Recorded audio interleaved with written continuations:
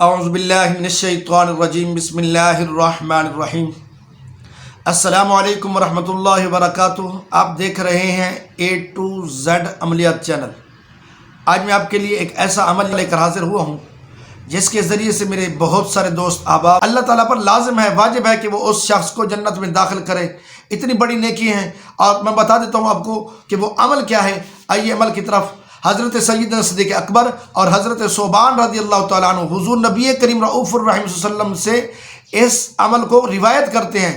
وہ فرماتے ہیں کہ جو بندہ نماز مغرب ادا کرے اور نماز مغرب کے ادا کرنے کے بعد وہ بغیر کسی سے گفتگو کیے نماز جو چاہتے ہیں کہ وہ رمضان شریف سے صحیح معنی مستفید ہو سکیں تو وہ یہ عمل کریں۔ اس عمل کے کرنے سے دو فائدے ہیں۔ حضرت سیدنا صدیق اکبر رضی اللہ تعالیٰ عنہ فرماتے ہیں کہ اگر کوئی بندہ یہ عمل کرے گا تو اللہ تعالیٰ اس کے لیے 50 سال کی گناہ معاف فرما دے گا، 50 سال کی نیکیاں اس کے نامہ اعمال میں درج فرما دے گا۔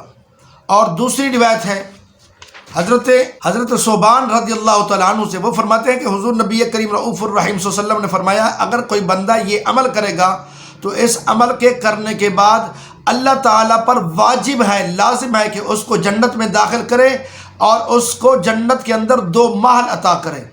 تو سامعین محترم، دیکھا آپ نے ایک عمل جس کے ذریعے سے 50 سال کے گناہ بھی معاف ہوتے ہیں اور 50 سال کی نیکیاں بھی ملتی ہیں، اور ساتھ میں awwabeen صلاۃ الاوابین ادا کرے، یعنی 12 رکعت، یہ بھی 12 رکعت نماز ادا کرے اور 12 رکعتیں ادا کرنے کے بعد دعا مانگے تو اللہ تعالیٰ اس کو 2 نعمتیں عطا فرماتا ہے۔ ایک نعمت کہ 50 سال کے گناہ معاف فرما دیتا ہے، اور دوسری نعمت کہ اللہ تعالیٰ اس کو جنت میں داخل کرے گا اور اللہ تعالیٰ پر جنت میں داخل کرنا واجب ہوگا، اور اس کو ساتھ میں 2 محل بھی عطا کرے گا۔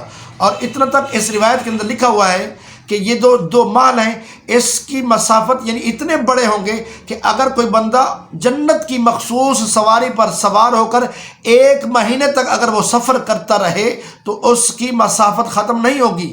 اور یہاں تک لکھا ہوا ہے کہ اگر وہ جہان دنیا کے تمام انسانوں کو اس باغ کے اندر، اس جنت کے محل کے اندر اگر وہ جمع کرے گا تو وہ محل جو ہے ان تمام لوگوں سے بھی بڑا ہوگا۔ دیکھا آپ نے کہ اللہ تعالیٰ نے کتنا مہربانی فرمائی ہے آقا کریم علیہ السلام کی امت پر۔ تو آپ بھی امت ہونے کا فائدہ اٹھائیں اور نوافل پڑھیں اور بغیر گفتگو کیا کریں تاکہ اللہ تعالیٰ ہمارے لیے بخشش کا سماں پیدا کر دے۔